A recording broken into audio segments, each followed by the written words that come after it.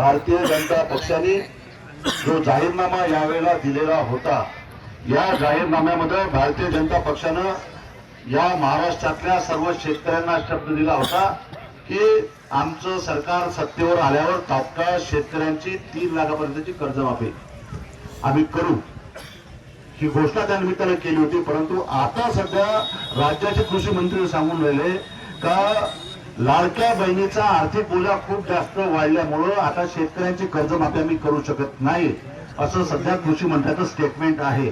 त्यामुळे सांगायचं तात्पर्य असं आहे की अशा पद्धतीने जर शेतकऱ्यांची फसवणूक जर राज्य सरकार त्या माध्यमातून करत असेल, 1-2दा मुख्यमंत्र्यांना पत्र देऊ, 1-2दा त्यांच्यासोबत भेटी घेऊन त्यांची मागणी करू, परंतु पुढच्या काळामध्ये सरकार भारतीय जनता पक्षानं दिलेलं शेतकऱ्यांचं आश्वासन जर पुढच्या काळामध्ये त्यांनी पूर्ण केलं नाही तर रस्त्यावरची लढाई सुद्धा ही त्या निमित्तानं आम्ही लढू, हा शब्द या निमित्तानं या संघर्षाच्या निमित्ताने या ठिकाणी देतो।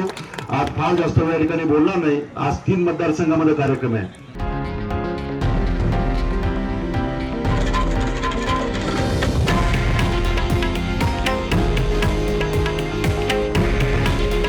हे आहे देशातील नंबर 1 न्यूज नेटवर्क आणि आपण पाहत आहात TV9 मराठी। काळजी तुमची, हित महाराष्ट्राचं।